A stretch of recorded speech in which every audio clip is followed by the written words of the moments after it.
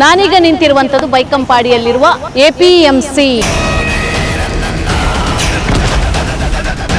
ಆ ವಿಚಾರ ಆ ಕಂಪ್ಲೇಂಟ್ ಕಾಪಿನಲ್ಲಿ ಇಲ್ಲದೆ ಇರೋದ್ರಿಂದ ಅವ್ರು ಅಲ್ಲಿ ಮುಟ್ತಾ ಇದ್ರು, ಬ್ಯಾಡ್ ಟಚಸ್ ಕೊಡ್ತಾ ಇದ್ರು. ಅದು ಗೌಪ್ಯವಾಗಿಡಬೇಕು ಅನ್ನುವಂತಹ ಕಂಡೀಷನ್ನ ಮುಖಾಂತರ. ನಮಸ್ತೆ ವೀಕ್ಷಕರೇ, ಅಭಿಮತ ಟಿವಿಯ ವಿಶೇಷ ಕಾರ್ಯಕ್ರಮಕ್ಕೆ ಸ್ವಾಗತ. ನಾನು ಮಮತಾ. ನಾನೀಗ ನಿಂತಿರುವಂಥದ್ದು ಬೈಕಂಪಾಡಿಯಲ್ಲಿರುವ APMC ಕೃಷಿ ಉತ್ಪನ್ನ ಮಾರುಕಟ್ಟೆಯ ಮುಂಭಾಗದಲ್ಲಿ ನಾನು ನಿಂತಿದ್ದೇನೆ. ನಿಮಗೆಲ್ಲರಿಗೂ ಗೊತ್ತಿದೆ, 2 ದಿವಸದ ಹಿಂದೆ APMC ಸೆಕ್ರೆಟರಿ ಆಗಿರುವಂತಹ CH ಮೋಹನ್ ಅವರ ವಿರುದ್ಧ ಗಂಭೀರವಾದ ಆರೋಪಗಳು ಕೇಳಿ ಬರ್ತಾ ಇರುವಂಥದ್ದು. ಇಲ್ಲಿನ ಡಿ ಗ್ರೂಪ್ನಲ್ಲಿ ನೌಕರಿಯಾಗಿದ್ದಂತಹ ಒಂದು ಮಹಿಳಾ ಸಿಬ್ಬಂದಿಯೊಬ್ಬರು ಲೈಂಗಿಕ ಕಿರುಕುಳ ಆರೋಪದಡಿ ಅವರ ಮೇಲೆ ಗಂಭೀರವಾಗಿ ಆರೋಪವನ್ನು ಮಾಡ್ತಾ ಇರುವಂಥದ್ದು CH ಮೋಹನ್ ಅವರ ಮೇಲೆ. ಪ್ರತಿ ಸಲ ಕೂಡ ಅವರು ಬ್ಯಾಡ್ ಟಚ್ ಮಾಡ್ತಾರೆ ಆ್ಯಂಡ್ ಲೈಂಗಿಕವಾಗಿ ಕಿರುಕುಳವನ್ನು ನೀಡ್ತಾ ಇದ್ದಾರೆ.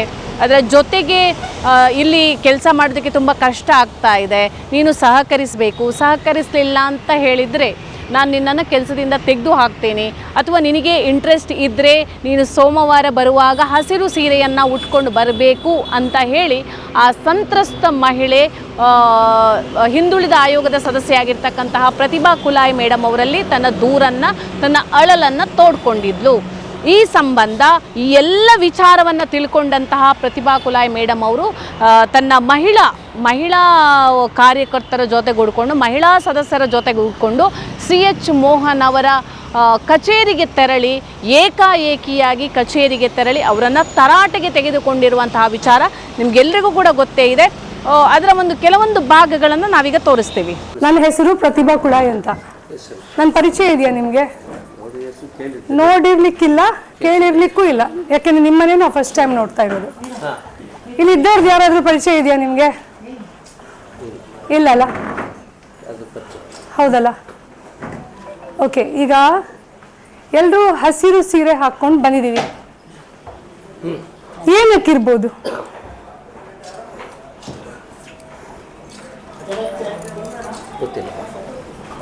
ಗೊತ್ತಿಲ್ವಾ? ಇವರೊಬ್ರು ಹಾಕ್ಲಿಲ್ಲ, ಸ್ವಲ್ಪ ಗಡಿ ಬಿಡಿಯಲ್ಲಿ ಬಂದರು. ಬೇಕಿದ್ರೆ ಅವರು ಪ್ಲೀಸ್ ಪಾತಿರುಚಿ ನಾನು ಪಾತಿರೊಂದಿಲ್ಲ. ಹಸಿರು ಸೀರೆ ಹಾಕ್ಕೊಂಡು ಬಂದಿದ್ದೀವಿ. ಇವತ್ತು ಮಂಡೇ. ಯಾಕೆ ಹಾಕಿರ್ಬೋದು? ಗೊತ್ತಿಲ್ವಾ? ಯಾರನ್ನಾದ್ರೂ ಇಲ್ಲಿ ಹಸಿರು ಸೀರೆ ಹಾಕ್ಕೊಂಡು ಬರ್ಲಿಕ್ಕೆ ಹೇಳಿದ್ದೀರಾ ಇವತ್ತು? ಇಲ್ವಾ? ಓಕೆ, ಈಗ ನಿಮ್ಮ ಬಗ್ಗೆ ಎಲ್ಲರ ಹತ್ರ ಒಂದು ತಿಳಿಸ್ಬೇಕಿತ್ತು, ಅದಕ್ಕೆ ನಾನು ಇಲ್ಲಿ ಬಂದಿದ್ದೀನಿ. ನಿಮ್ಮ ಮೇಲೆ ಆಲ್ರೆಡಿ ನಾನು ಕಂಪ್ಲೇಂಟ್ ಡ್ರಾಫ್ಟ್ ಮಾಡಿದ್ದೀನಿ. ACP ಅವರನ್ನು ಇವಾಗ ಇಲ್ಲಿ ಕರೆಸ್ತೀನಿ. ನಿಮ್ಮಲ್ಲಿ ಒಬ್ಬಳು ಕೆಲಸಕ್ಕೆ ಮಾಡ್ತಾ ಇದ್ದಾಳೆ, ಅವಳ ಐಡೆಂಟಿಟಿಯನ್ನು ನಾವು ಹೇಳ್ತಾ ಇಲ್ಲ ಇಲ್ಲಿ, ಬಟ್ ಅವಳೀಗ ಕಂಪ್ಲೇಂಟ್ ಕೊಡ್ತಾಳೆ ನಿಮ್ಮ ಮೇಲೆ. ಯಾಕೆಂದರೆ ಹತ್ಕೊಂಡು ಬಂದಿದ್ದಾಳೆ.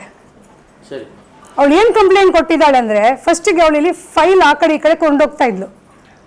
ಅವಳು ಒಬ್ಳು ಕಾಂಟ್ರಾಕ್ಟ್ ಬೇಸಲ್ಲಿ ಕೆಲಸ ಮಾಡುವ ಹುಡುಗಿ, ಹೆಂಗಸು, 2 ಮಕ್ಕಳ ತಾಯಿ, ಗಂಡ ಇಲ್ಲ, ದುಡಿಲಿಕ್ಕೆ ಬೇಕಾಗಿ ನಿಮ್ಮ ಆಫೀಸಿಗೆ ಬಂದು ಸೇರ್ಕೊಂಡಿದ್ದಾಳೆ.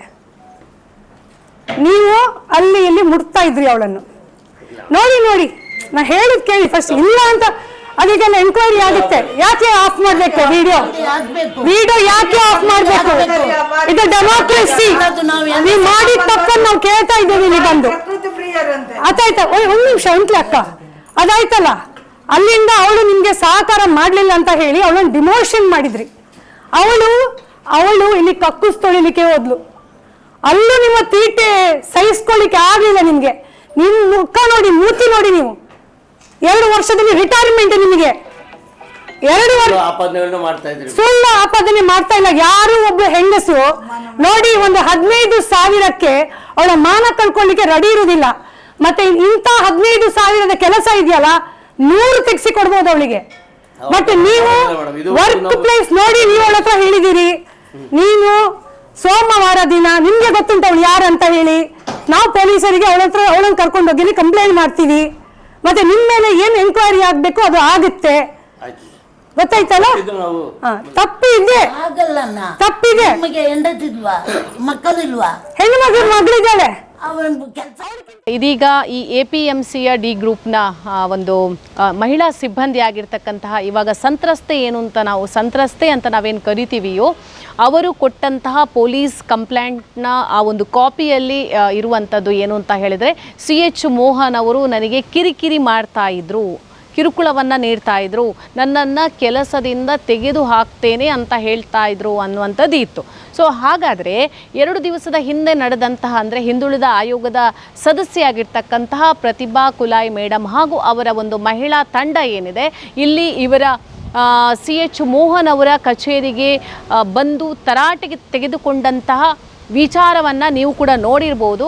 ಅಲ್ಲಿ ಮುಖ್ಯವಾಗಿ ನಮಗೆ ಕಂಡುಬರುವುದು ಏನು ಅಂತ ಇದ್ದರೆ ಲೈಂಗಿಕವಾಗಿ ಆಕೆಯನ್ನು ಅವಳಿಗೆ ಕಿರುಕುಳವನ್ನು ನೀಡ್ತಾಯಿದ್ರು, ಬ್ಯಾಡ್ ಟಚ್ ಮಾಡ್ತಾಯಿದ್ರು, ಅವಳನ್ನು ಅವರ ಒಂದು ಏನು ದೈಹಿಕವಾಗಿ ಅವಳಿಗೆ ಒಂದು ದೈಹಿಕವಾಗಿ ಅವಳು ಬರುವಂತೆ ಅವಳನ್ನು ಪೀಡಿಸ್ತಾ ಇದ್ರು ಅನ್ನುವಂತಹ ವಿಚಾರದಲ್ಲಿ ಪ್ರತಿಭಾ ಕುಲಾಯ್ ಮೇಡಮ್ ಹಾಗೆಯೇ ಅವರ ಒಂದು ಮಹಿಳಾ ತಂಡ ಅವರನ್ನು ತರಾಟೆಗೆ ತೆಗೆದುಕೊಂಡಿರುವುದನ್ನು ನಾವೆಲ್ಲರೂ ನೋಡಿರ್ತೀವಿ. ಆದರೆ ಆ ವಿಚಾರ ಆ ಕಂಪ್ಲೇಂಟ್ ಕಾಪಿನಲ್ಲಿ ಇಲ್ಲದೆ ಇರೋದರಿಂದ ಆ ಕಂಪ್ಲೇಂಟ್ ಕಾಪಿಯಲ್ಲಿ ಕೇವಲ ನನಗೆ CH ಮೋಹನ್ ಅವರು ಕಿರಿಕಿರಿಯನ್ನು ಮಾಡ್ತಾ ಇದ್ರು ಕೆಲಸದ ವಿಚಾರದಲ್ಲಿ ಮತ್ತು ನಿನ್ನನ್ನು ಕೆಲಸದಿಂದ ತೆಗೆಯುವುದಾಗಿ ಹೇಳಿದ್ದಾರೆ ಅನ್ನುವಂತಹ ಒಂದು ಕಂಪ್ಲೇಂಟನ್ನು ಅಲ್ಲಿ ನೀಡಲಾಗಿತ್ತು. ಈ ಸಂಬಂಧ ನಾವು ಇದನ್ನು ಮನಗಂಡು ಪ್ರತಿಭಾ ಕುಲಾಯ್ ಮೇಡಮ್ ಅವರನ್ನು ಕಾಂಟ್ಯಾಕ್ಟ್ ಮಾಡಿದ್ವು. ಮೇಡಮ್, ಈ ಕಂಪ್ಲೇಂಟ್ ಕಾಪಿಯಲ್ಲಿ ಈ ರೀತಿಯಲ್ಲಿದೆ, ನೀವು ಅಲ್ಲಿ ಹೋಗಿ ಅವರನ್ನು ತರಾಟೆಗೆ ತೆಗೆದುಕೊಂಡು ಇರುವಂತಹ ವಿಚಾರಕ್ಕೂ ಈ ಕಂಪ್ಲೇಂಟ್ ಕಾಪಿಯಲ್ಲಿ ಇರುವಂತಹ ವಿಚಾರಕ್ಕೂ ಒಂದಕ್ಕೊಂದು ಸಂಬಂಧ ಇಲ್ಲದಾಗೆ ಕಾಣ್ತಾ ಇದೆ ಅಂತ. ಆ ಸಂದರ್ಭದಲ್ಲಿ ಪ್ರತಿಭಾ ಕುಲಾಯ್ ಮೇಡಮ್ ಅವರು ಈ ರೀತಿಯಲ್ಲಿ ಸ್ಪಂದಿಸಿದ್ದಾರೆ, ಈ ರೀತಿಯಲ್ಲಿ ಅದಕ್ಕೆ ಸ್ಪಷ್ಟನೆಯನ್ನು ನೀಡಿದ್ದಾರೆ. ಈಗಾಗಲೇ ಮೊನ್ನೆ ಎಲ್ಲರಿಗೆ ತಿಳಿದಾಗೆ APMCಯಲ್ಲಿ CH ಮೋಹನ್ ಅನ್ನುವರು ಒಂದು ಡಿ ಗ್ರೂಪ್ ವರ್ಕರಿಗೆ ಲೈಂಗಿಕವಾಗಿ ಕಿರುಕುಳ ಕೊಡ್ತಾಯಿದ್ರು ಅಂತ ಹೇಳಿ ಆ ಲೇಡಿ ನನಗೆ ಕಂಪ್ಲೇಂಟ್ ಮಾಡಿದರು. ಆ ನಿಟ್ಟಿನಲ್ಲಿ ನಾವೆಲ್ಲ ಲೇಡೀಸ್ ಹೋಗಿ ಅವ್ರ ಹತ್ರ ಮಾತಾಡಿದ್ವಿ, ತರಾಟೆಗೆ ತಗೊಂಡ್ವಿ. ಅದರ ನಂತರ ಸಂಜೆ ಹೊತ್ತಿಗೆ ನಾವು ಆ ಲೇಡಿಯನ್ನು ಕರ್ಕೊಂಡು ಪೊಲೀಸ್ ಸ್ಟೇಷನ್ಗೆ ಕಂಪ್ಲೇಂಟ್ ಕೊಡಲಿಕ್ಕೆ ಅಂತ ಹೋಗಿದ್ವಿ. ಹೋಗುವ ಟೈಮಲ್ಲಿ ಏನಾಯಿತು ಅಂದರೆ ಆ ಲೇಡಿ ಸ್ಟೇಷನ್ಗೆ ಅಷ್ಟೊತ್ತಿಗೆ ಬಂದಿರಲಿಲ್ಲ. ಏನು ಅಂತ ನೋಡುವಾಗ ಅವರು ಮತ್ತೆ ಅಲ್ಲೇ ಇದ್ದರು, ಆಫೀಸಲ್ಲೇ ಇದ್ದರು. ಅಲ್ಲಿ ಎಲ್ಲ ಸಿಬ್ಬಂದಿಗಳು ಎಲ್ಲರೂ ಸೇರಿ ಅವ್ರ ಹತ್ರ ಕನ್ವಿನ್ಸ್ ಮಾಡ್ತಾಯಿದ್ರು, ಕಂಪ್ಲೇಂಟ್ ಕೊಡಬೇಡಿ, ಯಾಕೆಂದರೆ ಈತ CH ಮೋಹನ್ ಯಾರಿದ್ದಾರೆ ಅವ್ರದ್ದು ಹೆಂಡತಿ ಹುಷಾರಿಲ್ಲ, ಅವ್ರಿಗಿಬ್ಬರು ಹೆಣ್ಮಕ್ಳಿದ್ದಾರೆ. ಸೊ ಆ ನಿಟ್ಟಿನಲ್ಲಿ ಏನಾದರೂ ಒಂದು ಕಾಂಪ್ರಮೈಸ್ ಮಾಡ್ಕೊಳ್ಳಿ ಅಂತ ಹೇಳ್ತಾಯಿದ್ರು. ನಾನು ಅಲ್ಲಿ ಹೋದಾಗ ಅಲ್ಲಿ CH ಮೋಹನಿನ APMCಯ ಮೇಲಧಿಕಾರಿಗಳು ಯಾರಿದ್ದಾರೆ ಅವರು ನನ್ನ ಜೊತೆ ಮಾತಾಡಿದರು. ಅವರು ನಮಗೆ ಭರವಸೆ ಕೊಟ್ಟರು, ಆ ಲೇಡಿಗೆ ಇನ್ನು ಮುಂದಕ್ಕೆ ಯಾವತ್ತೂ ಇಂಥ ಕಿರುಕುಳಗಳು ಆಗಲ್ಲ ಅಂತ ಹೇಳಿ. ಅದಲ್ಲದೆ ಅವರಿಗೆ ಅವರ ಜಾಬ್ ಭದ್ರತೆ ಏನಿದೆ ಅದನ್ನು ಅವರು ಕೊಡ್ತೇನೆ ಅಂತ ಹೇಳಿದ್ದಾರೆ. ಯಾವ ರೀತಿಯಲ್ಲೂ ಅವರಿಗೆ ಮಾನಸಿಕವಾಗಿ ಅಥವಾ ದೈಹಿಕವಾಗಿ ಹಿಂಸೆ ಆ ಜಾಗದಲ್ಲಿ ಇನ್ನು ಮುಂದೆ ಯಾವತ್ತೂ ನಡೆಯಲ್ಲ ಅಂತ ಹೇಳಿದರು, ಭರವಸೆ ಕೊಟ್ಟರು.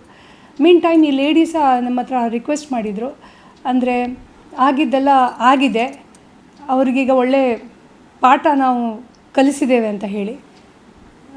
CH ಮೋಹನ್ಗೆ ಅದೇ ದೊಡ್ಡ ಅವ್ರದ್ದು ಮಾನ ಭಂಗ ಆಯಿತು ಎಲ್ಲರ ಮುಂದೆ. ಅದೇ ಒಂದು ದೊಡ್ಡ ಪನಿಷ್ಮೆಂಟ್ ಅಂತ ಅಂದ್ಕೊಳ್ತೀನಿ. ಅವರು ರಿಕ್ವೆಸ್ಟ್ ಮಾಡಿದರು, ಇನ್ನು ಮುಂದೆ ಯಾವತ್ತೂ ಈ ರೀತಿ ಅವರು ನಡೆಯಲ್ಲ, ಈ ರೀತಿ ಹೆಣ್ಮಕ್ಳ ಜೊತೆ ನಡೆಯಲ್ಲ ಅಂತ ಹೇಳಿ. ಅದಲ್ಲದೆ CH ಮೋಹನ್ ಬಗ್ಗೆ ಇದಕ್ಕಿಂತ ಮೊದಲು ಸಹ ಬಳ್ಳಾರಿ ಜಿಲ್ಲೆಯಲ್ಲಿ ಸಹ ಒಂದು ಕಂಪ್ಲೇಂಟ್ ಆಗಿತ್ತು ಇದೇ ಥರದ್ದು. ಸೊ ಈ ನಿಟ್ಟಿನಲ್ಲಿ ನಾನು ಈ ಲೇಡಿಯನ್ನು ಮತ್ತೆ ಕರ್ಕೊಂಡು ಹೋಗಿ ಸ್ಟೇಷನಲ್ಲಿ ಒಂದು ಫಾರ್ಮ್ಯಾಲಿಟಿ ಸೇಕಿಗೆ ಒಂದು ಕಂಪ್ಲೇಂಟನ್ನು ಕೊಡಿಸಿದೆ. ಅವರೇ ಕೊಟ್ಟರು, ಅವರ ಇಚ್ಛಾನುಸಾರವಾಗಿ ಅವರು ಕೊಟ್ಟರು. ಅದಕ್ಕೆ CH ಮೋಹನ್ ಅವರು ಮುಚ್ಚಳಿಕೆ ಬರೆದು ಕೊಟ್ಟಿದ್ದಾರೆ. ಇನ್ನು ಮುಂದೆ ಯಾವತ್ತೂ ಈ ರೀತಿ ಕಚೇರಿಯಲ್ಲಿ ಅವರು he will not behave like that ಅಂತ ಹೇಳಿಕೊಂಡು ಅವರು ಮುಚ್ಚಳಿಗೆಯನ್ನು ಕೊಟ್ಟಿದ್ದಾರೆ. ಎಷ್ಟೋ ಸಲ ಜನ ತಪ್ಪುಗಳನ್ನು ಮಾಡ್ತಾರೆ. ಈಗ CH ಮೋಹನ್ ಒಂದು ವೇಳೆ ಈ ಲೇಡಿ ಅವ್ರಿಗೆ ಕಾಂಪ್ರಮೈಸ್ ಆಗ್ತಾಯಿದ್ರು, ಹಸಿರು ಬಣ್ಣದ ಸೀರೆ ಉಟ್ಕೊಂಡು ಹೋಗ್ತಾಯಿದ್ರು, ಅವರೊಟ್ಟಿಗೆ ಅಡ್ಜಸ್ಟ್ಮೆಂಟ್ ಮಾಡ್ತಾಯಿದ್ರು ಅಂತಾದರೆ ಇನ್ನು ಮುಂದಿನ ದಿನದಲ್ಲಿ ಅದು ಬೇರೆ ರೀತಿಯ ಒಂದು ಕ್ರೈಮಿಗೆ ಆಸ್ಪದೆ ಆಗ್ತಾಯಿತ್ತು. ಬಟ್ ಕರೆಕ್ಟ್ ಟೈಮಲ್ಲಿ ಆ ಲೇಡಿ ಕಾನ್ಷಿಯಸ್ಲಿ ಅವರು ನಮ್ಮ ಜೊತೆ ಅದನ್ನು ಹಂಚಿದಾಗ ಅವರಿಗೂ ಒಂದು ಮೊರಲ್ ಸಪೋರ್ಟ್ ಸಿಕ್ಕಿತು. ಅದಲ್ಲದೆ ಇವನ್ ಎಲ್ಲ ಹೆಣ್ಮಕ್ಳು ಯಾರು ಕೆಲಸಕ್ಕೆ ಹೋಗ್ತಾ ಇದ್ದಾರೆ ಯಾವತ್ತೂ ಇಂಥ ಶೋಷಣೆಗೆ ಒಳಗಾಗಬಾರ್ದು. ಇಂಥ ಶೋಷಣೆಗೆ ಒಳಗಾಗ್ತಾರೆ ಅಂಥೇಳಿ ಓಪನ್ಲಿ ಅದಕ್ಕೆ ಬೇರೆ ಬೇರೆ ಸ್ಟೇಜಸ್ ಇದೆ. ಪೊಲೀಸ್ ಸ್ಟೇಷನ್ ಇದೆ, ವಿಮೆನ್ ಆ್ಯಕ್ಟಿವಿಸ್ಟ್ಗಳಿದ್ದಾರೆ, ಎಷ್ಟೋ ಒಂದು ಆಯೋಗಗಳಿದೆ ಮಹಿಳೆಯರಿಗಾಗಿ. ಈ ಮುಖಾಂತರ ಅವರು ಹೆಲ್ಪನ್ನು ತಗೊಳ್ಬೋದು ಮತ್ತು ಸೇಫಾಗಿ ಇರ್ಬೋದು ಅಂತ ನಾನು ಅಂದ್ಕೊಳ್ತೀನಿ. ಮತ್ತು ಪ್ರತಿಯೊಂದು ಮನುಷ್ಯ ತಪ್ಪು ಮಾಡಿದಾಗ ಅವನ ಎಷ್ಟು ಸಿವಿಯಾರಿಟಿ ಇದೆ ಅವನು ಮಾಡಿದ್ದು ಕೃತ್ಯ ಅಂತ ನೋಡಿಕೊಂಡು ನಾವು ಸ್ವಲ್ಪ ಹ್ಯುಮ್ಯಾನಿಟಿ ಗ್ರೌಂಡ್ಸಲ್ಲಿ ಅವರನ್ನು ಕನ್ಸಿಡರ್ ಮಾಡಬೇಕಾಗ್ತದೆ. ಈಗ CH ಮೋಹನ್ ಆಲ್ರೆಡಿ ಈಗ ಸ್ವಲ್ಪ ಸಮಯದಲ್ಲಿ ರಿಟೈರ್ಮೆಂಟ್ ಸ್ಟೇಜಲ್ಲಿದ್ದಾರೆ. ಮನೆಯಲ್ಲಿ ಹೆಂಡತಿದು ಅನಾರೋಗ್ಯ ಇದೆ, 2 ಹೆಣ್ಣು ಮಕ್ಕಳಿದ್ದಾರೆ. ಸೊ ಇದನ್ನೆಲ್ಲ ಕನ್ಸಿಡರ್ ಮಾಡಿಕೊಂಡು ಇವಾಗ ಅವರು ಜಸ್ಟ್ ಡಿಮಾಂಡ್ ಇಟ್ಟಿದ್ದರು. ಅವ್ರು ಅಲ್ಲಿ ಮುಟ್ತಾಯಿದ್ರು, ಬ್ಯಾಡ್ ಟಚಸ್ ಕೊಡ್ತಾಯಿದ್ರು, ಮತ್ತು ಡಿಮಾಂಡ್ ಇಟ್ಟಿದ್ದರು, ನೀನು ನನ್ನ ಜೊತೆ ಅಡ್ಜಸ್ಟ್ ಆಗಬೇಕು ಅಂತ ಹೇಳಿ. So he has not raped Har as such. ಆ ನಿಟ್ಟಿನಲ್ಲಿ ಆ ಲೇಡಿ ಕನ್ಸರ್ನ್ ತಗೊಂಡು ನಾವು ಈ ಆ್ಯಕ್ಷನನ್ನು ತಗೊಂಡಿದ್ದೇವೆ. ಬೇರೆ ಮ್ಯೂಚುವಲ್ ಕಾಂಪ್ರಮೈಸ್ ಆಗಿದೆ ಪೊಲೀಸ್ ಸ್ಟೇಷನಲ್ಲಿ ಅಂತ ಹೇಳಲಿಕ್ಕೆ ಇಚ್ಛಿಸ್ತೇನೆ. ಎಸ್, ನಾವೀಗ ಬಂದಿರುವಂಥದ್ದು CH ಮೋಹನ್ ಅವರ ಕಚೇರಿಗೆ. ಯಾಕಂತ ಹೇಳಿದರೆ ಯಾವುದೇ ಒಂದು ಘಟನೆ ನಡೀಲಿ, ಏನೇ ಆಗಲಿ, ಎರಡೂ ಕಡೆಯಿಂದ ನಾವು ಸ್ಪಷ್ಟನೆ ತಗೊಂಡ್ರೆ ತುಂಬ ಒಳ್ಳೆಯದು ಅಂತ ಅನಿಸುತ್ತೆ. ಯಾಕಂತ ಹೇಳಿದರೆ ಒಬ್ಬರ ಮೇಲೆ ಆರೋಪ ಮಾಡಿದಾಗ ಆ ಆರೋಪ ಮಾಡುವಂತಹ ಆರೋಪಗಳು ಸತ್ಯನಾ ಅಥವಾ ಆರೋಪ ಮಾಡುವಂತಹ ಕಾರಣಗಳು ಹಿಂದೆ ಬೇರೆ ಇದೆಯಾ ಅನ್ನುವಂಥದ್ದನ್ನು ತಿಳ್ಕೊಳ್ಳುವಂತಹ ಪ್ರಯತ್ನ ಕೂಡ ಮಾಧ್ಯಮದವರಿಂದ ಆಗಬೇಕಾಗಿದೆ. ಹಾಗಾಗಿ CH ಮೋಹನ್ ಅವರು ಏನು ಈ APMCಯ ಕಾರ್ಯದರ್ಶಿ ಇದ್ದಾರೆ, ಸೊ ಅವರನ್ನು ಮಾತಾಡುವ ಪ್ರಯತ್ನವನ್ನು ಕೂಡ ಮಾಡ್ತಾ ಇದ್ದೀವಿ. ಅವರು ನಾವು ಫೋನಲ್ಲಿ ಮಾತಾಡಿದಾಗ ತುಂಬ ಯಾವ ರೀತಿಯಲ್ಲಿದ್ದಾರೆ ಅಂತ ಹೇಳಿದರೆ ಮಾನಸಿಕವಾಗಿ ತುಂಬ ಕುಗ್ಗಿರುವಂಥದ್ದು. ಸೊ ಹಾಗಾಗಿ ನಾನೀಗ ಅವರ ಪರ್ಮಿಷನನ್ನು ತೆಕ್ಕೊಂಡು ನಾನೀಗ ಅವರ ಕಚೇರಿಗೆ ಬಂದಿರುವಂಥದ್ದು. ಸೊ ಅವ್ರ ಜೊತೆ ಮಾತುಕತೆ ಮಾಡಬೇಕಿತ್ತು. ಯಾಕಂತ ಹೇಳಿದರೆ ಈ ಒಂದು ಘಟನೆಗೆ ಸಂಬಂಧಿಸಿದ ಹಾಗೆ ನಿಜವಾಗ್ಲೂ ಅವರು ಆ ಥರ ಮಾಡಿದಾರಾ ಅಥವಾ ಮಾಡದಂತಹ ಒಂದು ಆರೋಪವನ್ನು ಹೊತ್ತು ತಿರುಗ್ತಾ ಇದ್ದಾರಾ ಅಂತ ಏನೇ ಇದ್ರೂ ಕೂಡ ಅವರನ್ನು ಒಂದು ಮಾತಾಡಿಸಿ ನಾವು ಈ ಬಗ್ಗೆ ಅವರಲ್ಲಿ ಮಾತಾಡಿಸುವಂತಹ ಪ್ರಯತ್ನವನ್ನು ಮಾಡ್ತಾ ಇದ್ದೀವಿ. ಅವ್ರು ಏನು ಹೇಳ್ತಾರೆ ಅನ್ನೋದ್ರ ಬಗ್ಗೆ ನೋಡೋಣ. ಸೊ ಯಾವ ರೀತಿಯಲ್ಲಿ ನಮಗೆ ಅವರು ಸಹಕಾರವನ್ನು ನೀಡ್ತಾರೆ ಅನ್ನೋದನ್ನು ನೋಡಬೇಕಾಗಿದೆ. ಬನ್ನಿ. ಎಸ್ ವೀಕ್ಷಕರೇ, ನೀವು ನೋಡ್ತಾ ಇದ್ದೀರಾ, ನಾವು CH ಮೋಹನ್ ಅವರನ್ನು ಮಾತನಾಡಿಸುವಂತಹ ಪ್ರಯತ್ನವನ್ನು ಮಾಡಿದ್ವು, ತುಂಬ ಪ್ರಯತ್ನವನ್ನು ಮಾಡಿದ್ವು. ಅವರ ಒಂದು ಸ್ಪಷ್ಟನೆಯನ್ನು ನಿಮಗೆ ಮುಟ್ಟಿಸುವಲ್ಲಿ ನಾವು ವಿಫಲರಾದೆವು ಅಂತಲೂ ಹೇಳ್ಬೋದು. ಯಾಕೆಂತ ಹೇಳಿದರೆ ಅವರು ಮಾನಸಿಕವಾಗಿ ತುಂಬ ಕುಗ್ಗಿರೋದ್ರಿಂದ ಅವರು ಯಾವುದೇ ರೀತಿಯ ಸ್ಟೇಟ್ಮೆಂಟನ್ನು ನೀಡೋದಕ್ಕೆ ರೆಡಿ ಇಲ್ಲ. ಘಟನೆಗಳು ನಡೆದು ಬಿಟ್ಟಿದೆ ಮೇಡಮ್, ಏನೂ ಮಾಡೋದಕ್ಕೆ ಆಗುವುದಿಲ್ಲ, ಈಗಾಗಲೇ ನನ್ನ ಮಾನಹಾನಿ ಆಗಿದೆ, ನನ್ನನ್ನು ತರಾಟೆಗೆ ತೆಗೆದುಕೊಂಡಿದ್ದಾರೆ, ನಾನೊಂದು ಸರ್ಕಾರಿ ಅಧಿಕಾರಿಯಾಗಿದ್ದುಕೊಂಡು, ಇದು ಅವರು ನಮಗೆ ಹೇಳಿದ ಮಾತು. ನೀವು ನೋಡ್ಬೋದು ವಿಜುವಲಲ್ಲಿ ಕೂಡ ನಾವು ಅವರನ್ನು ಭೇಟಿಯಾದಂತಹ ಸಂದರ್ಭ.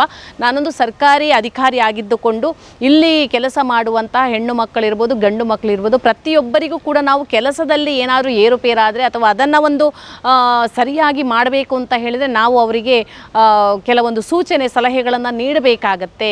ಕೆಲವೊಂದು ಸಲ ನಗ್ನಗ್ದ ಮಾತಾಡಬೇಕಾಗತ್ತೆ, ಇನ್ನು ಕೆಲವೊಂದು ಸಲ ಗಂಭೀರವಾಗಿಯೂ ಇರಬೇಕಾಗತ್ತೆ. ಅದನ್ನೇ ನಾವು ಅವರಿಗೆ ಟಾರ್ಚರ್ ಮಾಡ್ತಾ ಇದ್ದಾರೆ, ಕಿರುಕುಳವನ್ನು ನೀಡ್ತಾ ಇದ್ದಾರೆ. ನಾವು ಕೋಪದಲ್ಲಿ ಹೇಳೂ ಇರ್ಬೋದು, ಕೆಲಸದಿಂದ ತೆಗಿತೀವಿ ಸರಿ ಕೆಲಸ ಮಾಡಿಲ್ಲ ಅಂದರೆ, ಅದನ್ನೇ ಹಿಡ್ಕೊಂಡು ನಮ್ಮ ಮೇಲೆ ಹಾಗೆ ಸಾಧಿಸುವುದು ಎಷ್ಟು ಸರಿ ಮೇಡಮ್ ಅಂತ ಹೇಳಿದರು.